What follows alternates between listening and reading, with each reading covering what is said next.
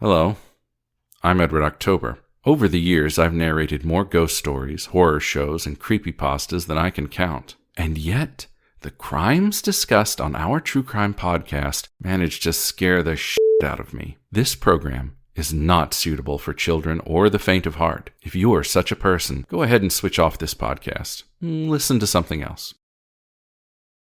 Are you still with us? Well, we've warned you.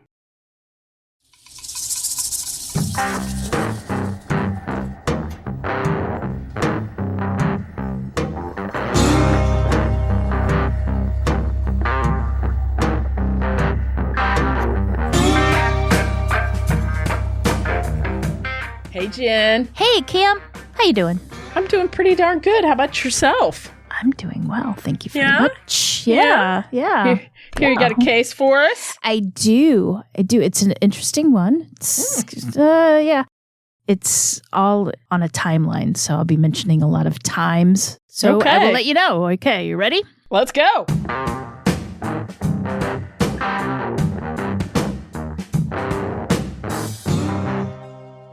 On Saturday, February 20th, 2016, Matt Mellon called for an Uber driver around 4 o'clock in the afternoon in Kalamazoo, Michigan. When the Uber driver arrived at about 4:20 p.m., Matt noticed a dog in the back seat. The driver introduced himself to Matt as Mimi. Matt sat up front next to the driver because the dog was in the back, and he wasn't sure what the rules of having a dog in an Uber was, but it didn't bother him because he liked dogs.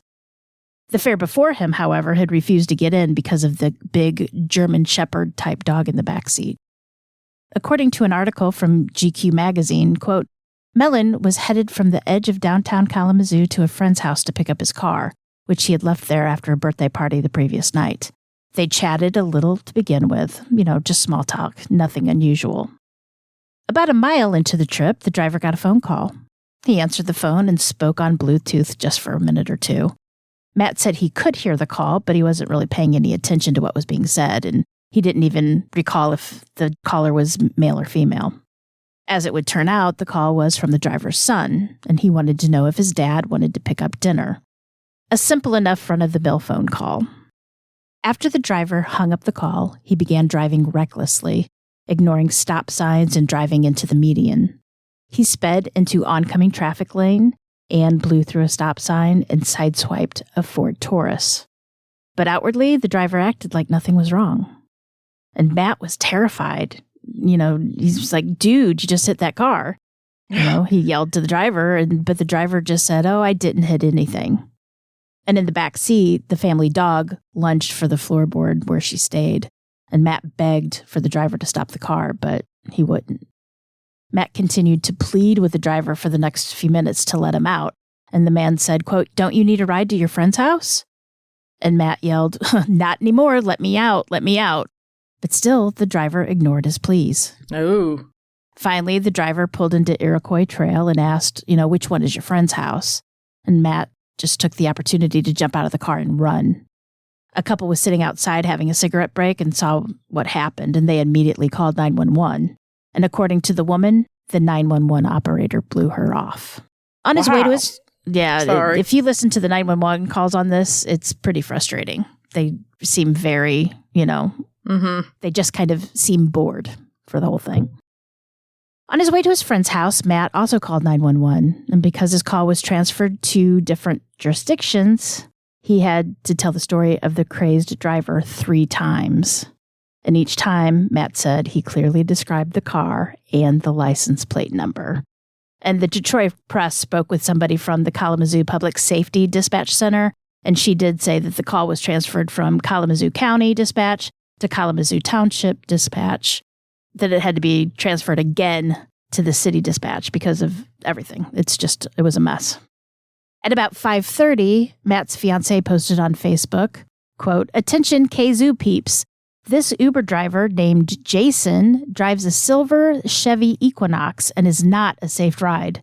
Despite Matt pleading with this driver to pull over, he refused. He was acting completely normal throughout all of this erratic driving.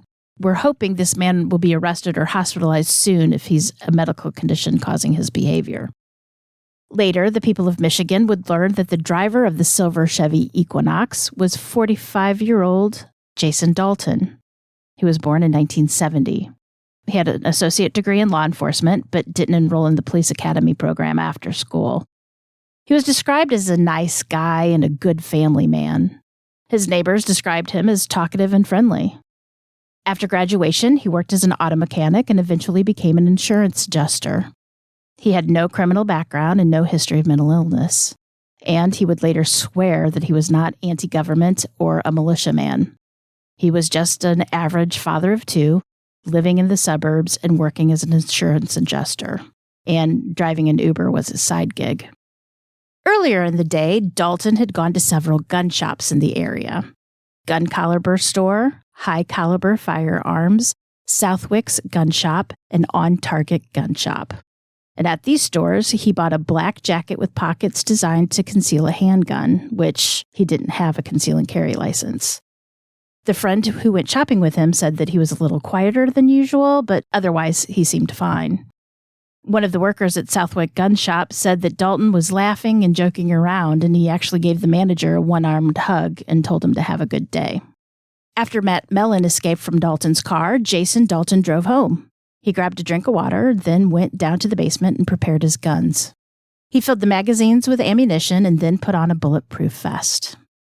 When he left the house, he had a loaded Glock 9mm semi-automatic pistol. Dalton then called his wife because he wanted to swap his damaged car with a Chevy Hummer that they owned. The Hummer was parked at his parents' house while they were away in Florida. Dalton's wife had keys to the car, so he needed her to meet him there. His wife and kids were at Sam's Club loading the car, and then she agreed to meet him after. But Jason Dalton had time to spare before meeting his wife, so he took another fare. It was 5:15 p.m., and Dalton got a call from a woman who needed him to pick up her boyfriend in Richland Township. Dalton got confused and at 5:42 p.m. ended up at the wrong address. Tiana Carruthers and her daughter were headed to their car to go to gymnastics class. She said that Jason approached her and asked if she had called for an Uber, which she said she had not. Then the driver turned his car around and, with his dog still in the back seat, fired a gun at her repeatedly. She yelled for her daughter and other children who were outside to run. Tiana was shot 4 times, once in the arm, once in the liver, and then once in both legs. She then fell to the ground and played dead. She survived the attack. Whoa. Approximately 15 rounds were fired and 10 shell casings were found. Several bullets entered the building behind Tiana, and thankfully, the bullets lodged in storage containers in somebody's closet. Otherwise, they would have injured the teenagers who were sitting on the couch indoors playing video games. Scary. I'd say so.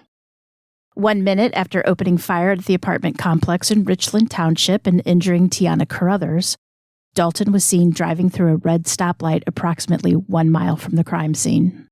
He struck another vehicle and fled the scene. That driver also called 911 to report the crash. At 6:05 p.m., Dalton called the woman who had requested the Uber and told her that he couldn't pick the boy up because, quote, something had come up. Dalton sped all the way to his parents' house, and on the way there, he blew through another red light and sideswiped yet another car. Once at his parents' house, Dalton hid the damaged Chevy Equinox in their garage. Dalton soon discovered that the Hummer that he wanted to use wouldn't start. So when his wife arrived, he took his parents' black Chevy HHR, which his wife had been driving. He told his wife that a taxi had sideswiped him because they were jealous that he was taking their customers. I'm not sure I would believe that. No. He then instructed his wife to stay at his parents' house because it wasn't safe to be out. He told her not to go to work or let the kids go to school the following Monday, and that he would explain everything later. And at 6:44 p.m., Jason Dalton withdrew money from an ATM. At 8:02 p.m., he picked up another Uber fare near the Western Michigan campus and took him to the center of town. That customer said that nothing seemed amiss. They even made small talk. Another passenger later that hour remembered Dalton singing along with the radio. At 9:21 p.m., he picked up another fare at the Fairfield Inn next to the Cracker Barrel, and took them to the Beer Exchange in town, which is a bar, which is a cute name for a bar, I think. Beer Exchange. Yeah, it's cute. All of these customers later said that Jason Dalton seemed to be going about his daily business as though he just hadn't been in 2 accidents and shot a total stranger 4 times. He just acted normal. At 10:01 p.m., Jason Dalton arrived at the Kia dealership in Kalamazoo. 17-year-old Tyler Smith had spent most of Saturday looking for a car with his girlfriend Alexis, who's also 17. After his father, Richard Smith, a plumber, got off work, he joined the two to see if he could help in selecting a new car. Tyler and his father both loved cars. In fact, Richard Tyler was described as loving anything with a throttle. ATVs, snowmobiles, motorcycles, he loved them all. Tyler and his father got out to look at a blue Ford pickup truck parked right by the entrance of the closed dealership. Alexis stayed in the backseat of the Range Rover since she'd been doing this all day and it was late. The reason Jason Dalton decided to pull into the car lot was because he wanted to look at a black BMW. Police would later say that Jason told him that, quote, he got out of his car and instead of looking at the black BMW, he shot a couple of people. He may as well have been describing, pulling weeds in his front yard. He showed absolutely no emotion and no remorse.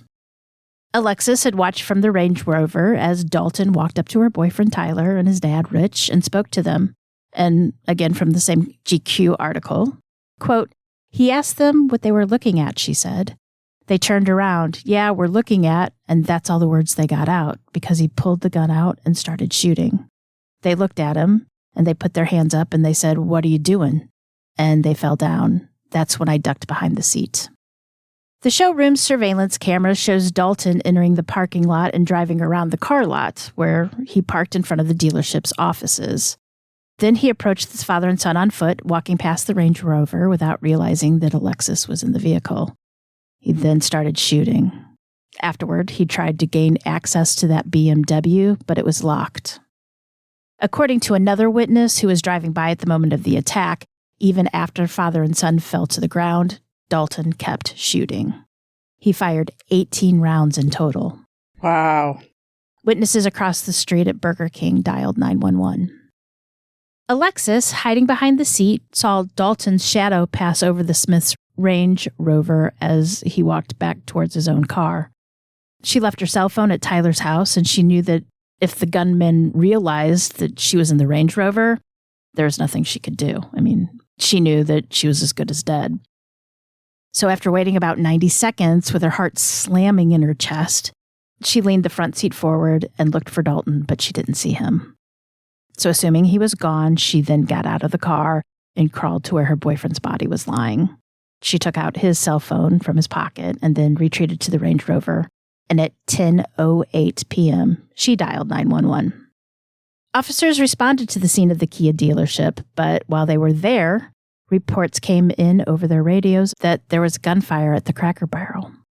And that was then they realized that, there might be a mobile active shooter around. Interviewing witnesses, police learned the gunman was driving a dark-colored Chevrolet HHR and put out a description of the gunman over the radio. The Kalamazoo Department of Public Safety issued a statement to the public on its Facebook page, warning residents to be on the lookout of the shooter and his vehicle. Mary Jo Nye, age 60, who was a literacy advocate, a quilter, and loved to spend time on Lake Michigan, was sitting in a car with 3 other women in a parking lot at Cracker Barrel. Dorothy Judy Brown, age 74, worked with a company that helped senior citizens manage their finances, and she was a mother of 2 sons and had no intentions of retiring or slowing down. Barbara Hawthorne, age 68, worked for the Kellogg Company for 22 years. In her youth, she had been a true hippie and had marched in Alabama for the civil rights movement back in the 60s. And the last passenger in the car was 14-year-old Abigail Kopf. A 5th woman was in a separate car. Her name was Mary Lou Nye, age 62, mother of 2, and she was actually the in-law of Mary Jo Nye and worked for the Secretary of State's office in Michigan. She loved to read and knit and was a master sergeant in the U.S. Air Force. The 5 women had met at Cracker Barrel and carpooled to see the performance of the Chinese acrobats at the college campus. And it was now 10:08 p.m., and they were back in the Cracker Barrel parking lot so that Mary Lou could get in her own car before heading home. So when Jason Dalton came upon them on foot, 4 of the women were in one car and Mary Lou Nye was in another car. Jason approached Mary Lou and asked her whether she could spare $1 to make America great again. After she declined, stating that she didn't have $1, Dalton shot her in the head. Wow. He was about to run away, but then he heard the 4 women in the other car scream. So he shot them too.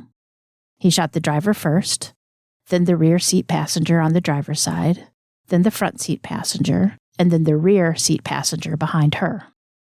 When Barbara Hawthorne realized what was happening, she pushed Abby down into the seat, which was the only thing that saved the 7th grader's life. Even though Abby was shot in the head, Barbara's actions kept her from getting hit multiple times. When EMTs arrived, Barbara, who was still clinging to life, insisted that they work on Abby first. Abby was the only one of the 4 women to survive, though barely. In the emergency department at the hospital, Abby's heart stopped beating, and they actually called a time of death. But her mother, who had made it to the hospital to be with her, detected a pulse, and more life-saving treatment was given to her. Later, Abby would undergo several surgeries and would survive. Cute as a button, little redhead. You know how I love redheads. Mm-hmm. The police would quickly gain access to surveillance footage from Cracker Barrel and confirmed that this was the same shooter from the Kia dealership. Kalamazoo's chief prosecutor, Jeff Gettings, would say, quote, "They showed that it was done intentionally, done deliberately, without any hurry. There's no question about whether he did this with the intent to kill somebody." After shooting the women, Jason Dalton drove to his home, 16 miles away, to get more ammunition and to pick up another group of Uber passengers. His neighbor reported hearing 4 shotgun blasts on Dalton's property at around 11:20 p.m. Dalton, it would seem, was just shooting into a garden shed for the fun of it at 11:20 p.m. Then he got back into the Chevy HR and drove off. He left the shotgun behind, but the Walther 9mm he'd already used to shoot 8 people was now reloaded. Next, Jason Dalton picked up 3 guys at 12:04 a.m. They wanted to be taken to one of the dorms at Western Michigan University. They were surprised that Dalton seemed to know where he was going, and they didn't think he was very friendly. But with their helpful directions, Jason got them there. Derek, a law student from Indianapolis, was finishing his night at Bell's Eccentric Cafe. He'd arrived in town earlier that day and went to see a family member's jam band with his wife and in-laws. As they were leaving, one of the hostesses told him that there was an active shooter on the loose, so they decided to get an Uber instead of walking. At 12:12 a.m., Jason pulled up in the HHR. Derek got in the front seat next to Dalton. His father-in-law was behind him, and his wife in the middle, and his daughter-in-law, Sherry, was behind Dalton. Quote, "There's a shooter situation going on," the father-in-law said. Dalton said that he wasn't aware. Darren found the whole exchange to be a bit awkward, so trying to make light of it, he chimed in, "Oh, you're not the shooter, are you?" Oh. "No," Dalton said, but his tone of voice bothered Derek, so he asked, "Are you sure?" "No, I'm just tired," Dalton replied. "I've been driving for 7 hours." The 4 passengers said that after that, they chatted like normal, and Jason drove very carefully. They were dropped off at 12:15 a.m. Mark Dutton was out with 2 friends at the Central City Tap House when they decided to go to another bar. Even though it was a few blocks away, it was cold, so they decided to call an Uber. Jason Dalton picked them up at 12:26 a.m. The 3 of them had heard the news that there was a driver on a killing rampage, but logically they thought there was no way that the man who picked them up could have been the killer. Obviously, they thought if he were out killing people, he wouldn't be picking up customers, right? It's the last thing you think of. Nevertheless, during the ride, Mark asked Dalton, "Hey, you're not the guy that's going around killing people, are you?" "Wow," Dalton said. "That's crazy. No way. I'm not that guy."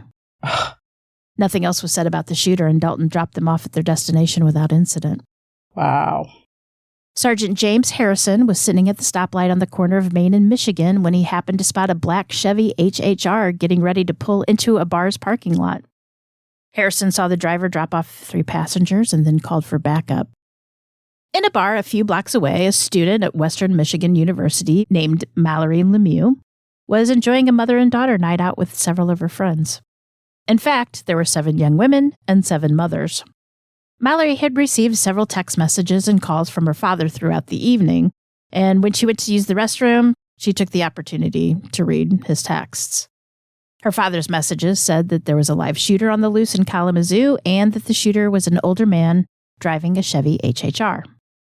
The group decided to go to one more bar before heading home that night. But soon after making that decision, the other women in their group started receiving texts and phone calls from their loved ones as well. So the women decided to call an Uber for a ride home. At 12:33 a.m., Mallory's Uber request was accepted by the nearest driver. When the information came up on her phone that his name was Jason and he was driving a Chevy Equinox, her heart skipped a beat. Her concern grew when the Uber app's information about the driver said that he was a middle-aged man. The Uber app said that he was also driving an Equinox, not an HHR, because Uber was unaware that Jason had swapped cars with his wife. Still, Mallory thought the man was older and it was a Chevy, so out of an abundance of caution, she canceled her request. She waited a bit and then tried to rebook a different driver. At 12:34, her new request was accepted, and again it came up Jason driving Chevy Equinox. She canceled it again. Meanwhile, Sergeant Harrison drove cautiously behind Dalton as he circled the Wild Bull nightclub. At that point, Jason Dalton had headed north into the industrial and business district northeast of downtown. A second officer, Sergeant Scott Miller, fell behind Sergeant Harris and also started following him. At 12:38, Mallory tried requesting an Uber one more time, but the closest car to her group was Jason driving a Chevy Equinox. And something just felt off to her, so she canceled her request for the last time. Always trust your gut. At 12:40 a.m. on February 21st, 2016, police pulled Jason over, hauled him out of the vehicle, and arrested him. Jason didn't resist arrest, nor did he fight police officers in any way. And the arresting officers were a wee bit disappointed that he didn't resist. They weren't very happy with him, as you can imagine.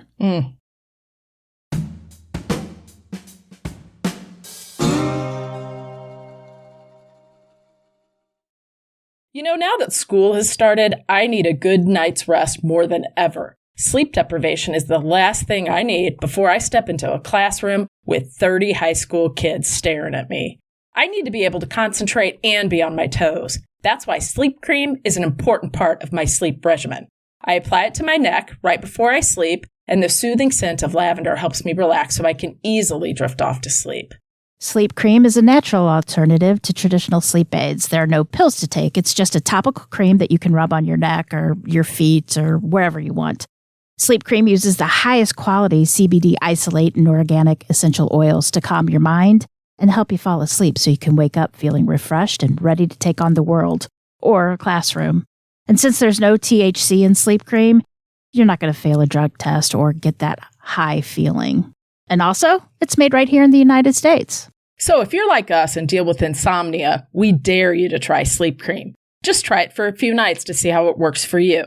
If you don't experience better sleep, sleep cream will refund your purchase. It's as simple as that. You don't have to return anything. So, what do you have to lose except another night of sleep?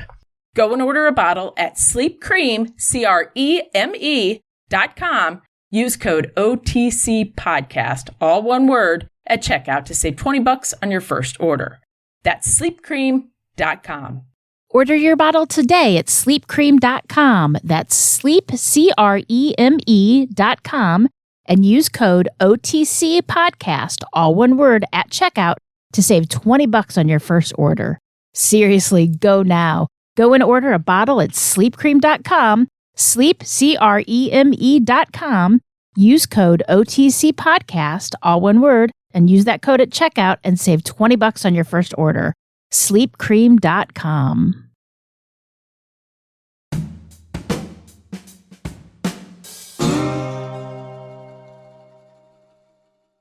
So the question on everybody's mind, and still, is why? Why did he do it? What compelled him to murder 6 complete strangers and injure 2 others?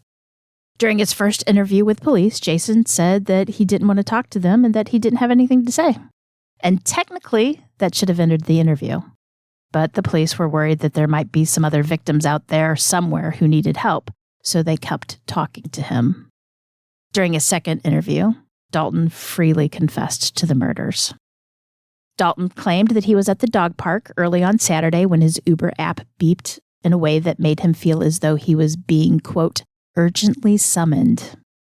He claimed that he drove as fast as he could to the college campus where a girl refused to get in his car because of the dog. He then detailed his car ride with Matt Mellon and told them how, afterwards, he hurried home as fast as he can to prepare his guns. Dalton said that he was scared at the time and that he felt like he wasn't even himself, like he was in this, quote, altered reality. He said that it was the Uber app that made him do it. Yes, you heard that right. The app made him do it. Dalton explained that, quote, it just had a hold of him when he shot Tiana Carruthers in front of her daughter in the parking lot of the apartment complex.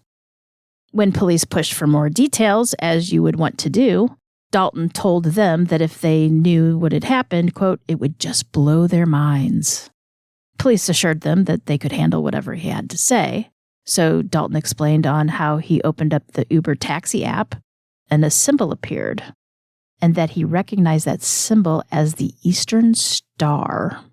Now, the Eastern Star is a symbol of the Order of the Eastern Star, which is a fraternal organization that's affiliated with Freemasonry.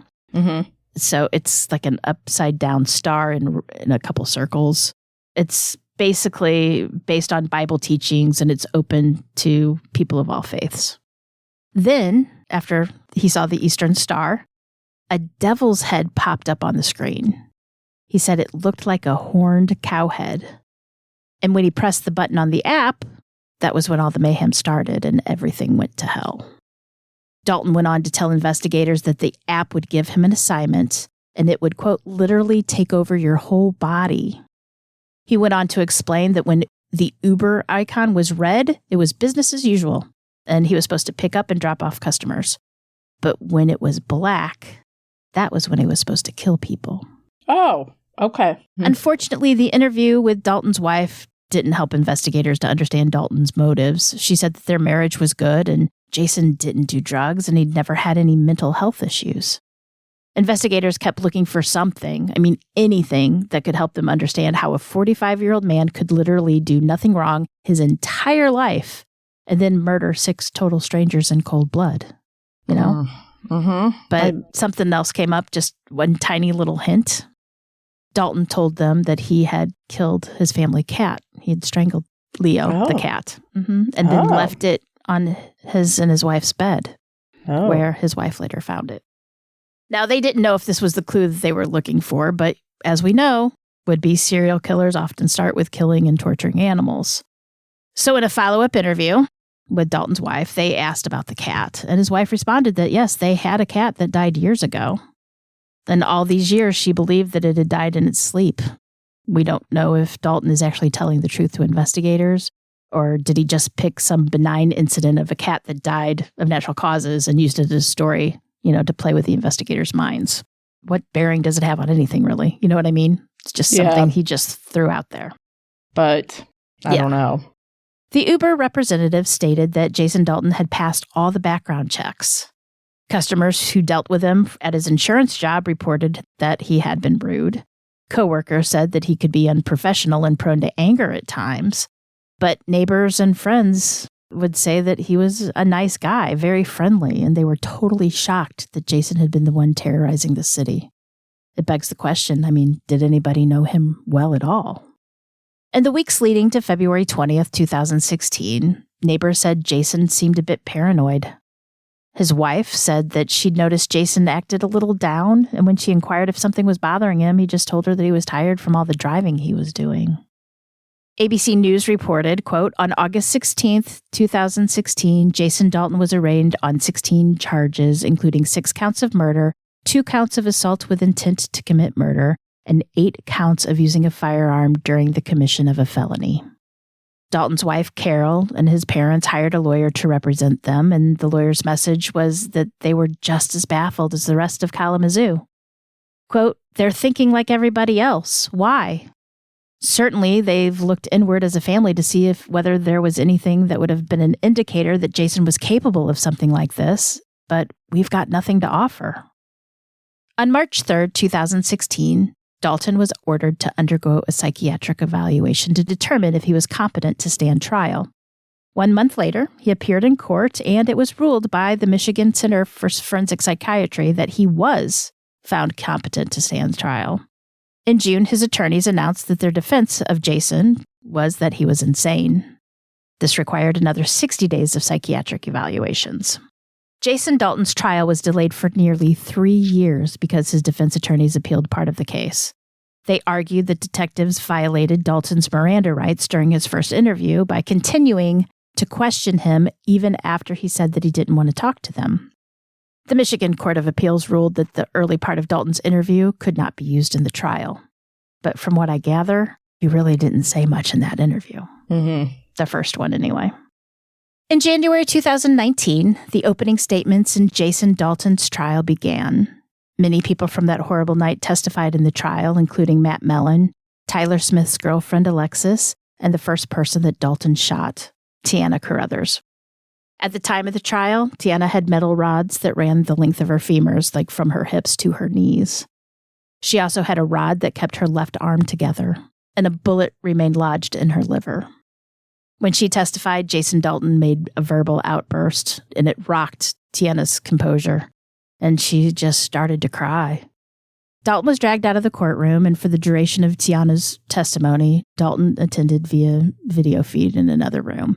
You can find this outburst online, and it's really disturbing. I mean, they drag him out kicking and screaming, and Tiana is just bawling and crying on stand, and he's screaming, and they're dragging him, and it's something scary is what it was.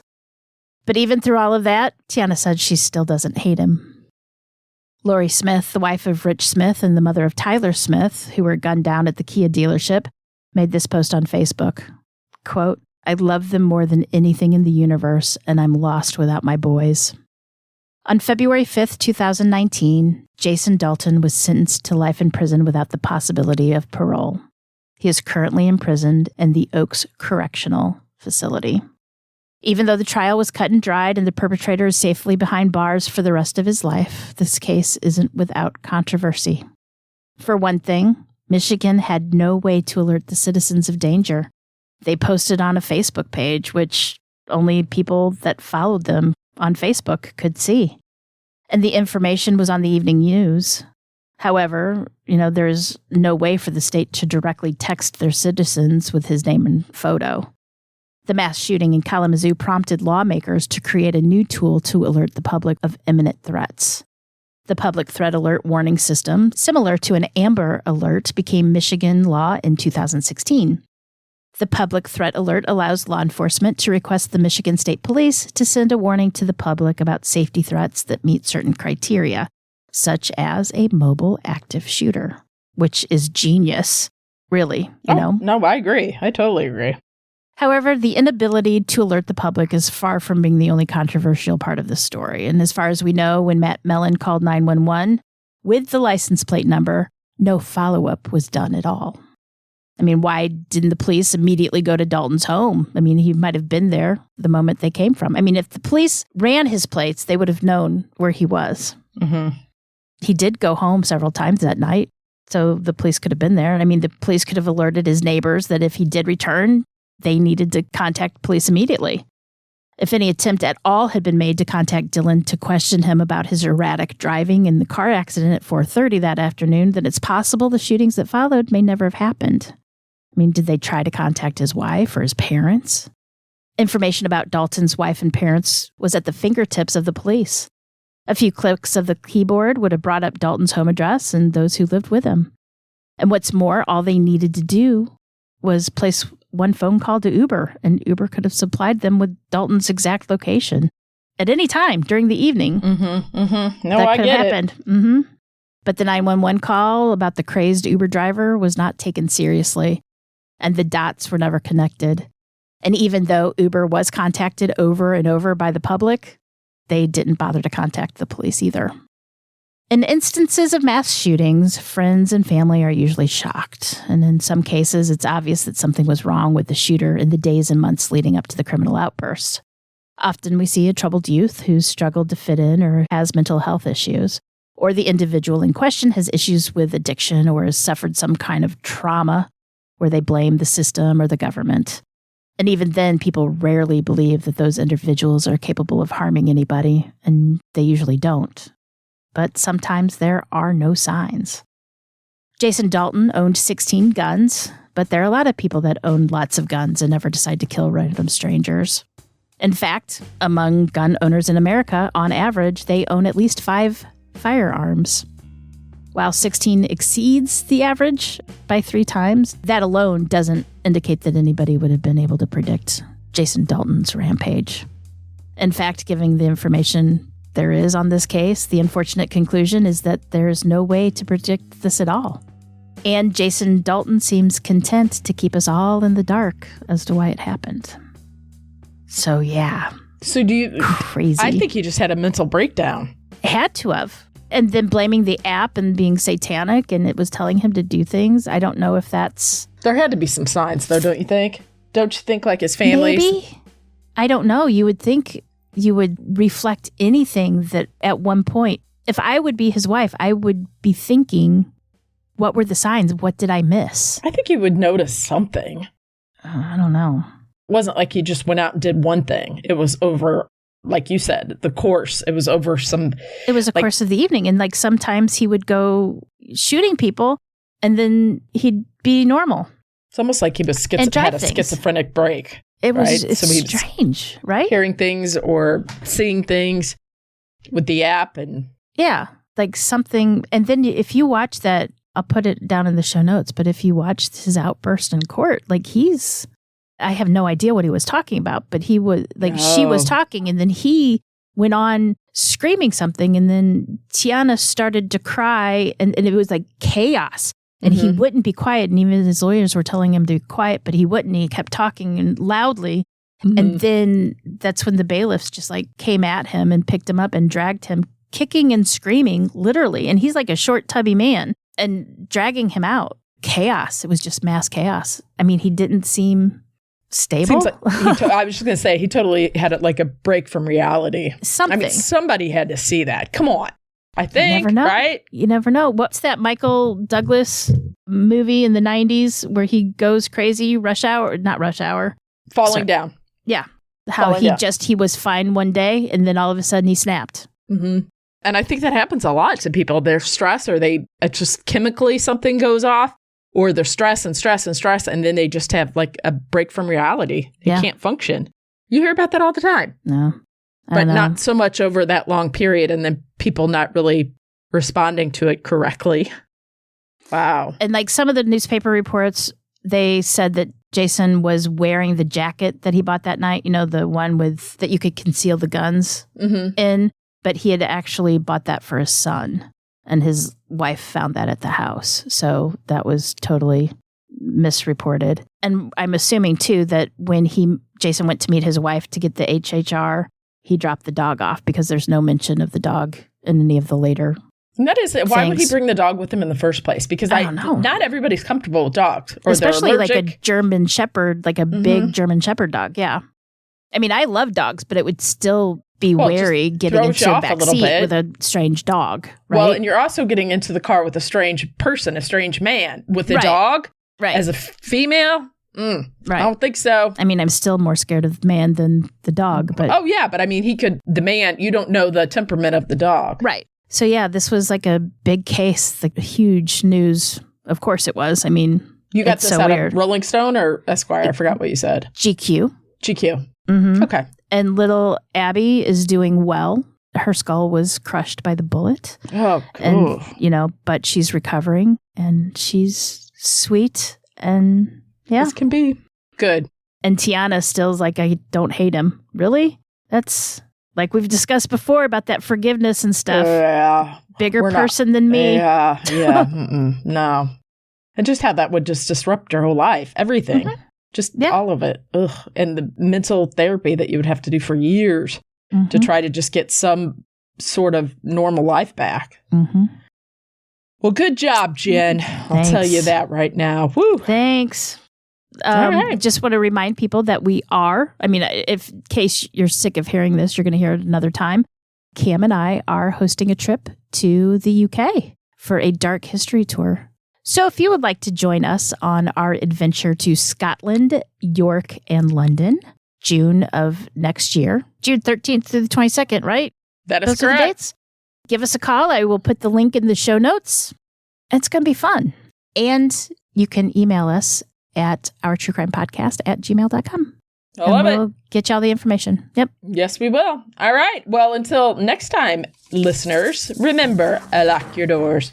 Keep passing by those open windows. Bye-bye. Love ya.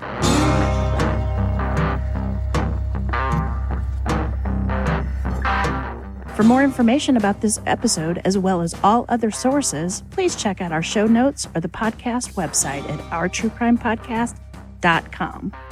Our True Crime Podcast is developed and created by the hosts, Jen and Cam. Original music and audio mix of all our True Crime Podcast episodes is courtesy of Nico Vertesi from We Talk of Dreams. You can reach Nico at wetalkofdreams.com. Listener discretion is provided by Edward October from Octoberpod VHS. You can find all of his great works on YouTube. Please make sure to like and subscribe to our True Crime Podcast wherever you listen to your podcasts. We can be reached on Instagram and Facebook at Our True Crime Podcast or on Twitter with the handle at Our True Crime Pod. You can also email us at ourtruecrimepodcast@gmail.com. We would also at this time like to thank our patrons. We would be so lost without you. Thank you so much. And if you would like to help support the show, you can check us out on patreon.com/Our True Crime Podcast. You can also show your support by leaving a 5-star review on Apple or simply just tell your friends about us. It's that easy. Love ya.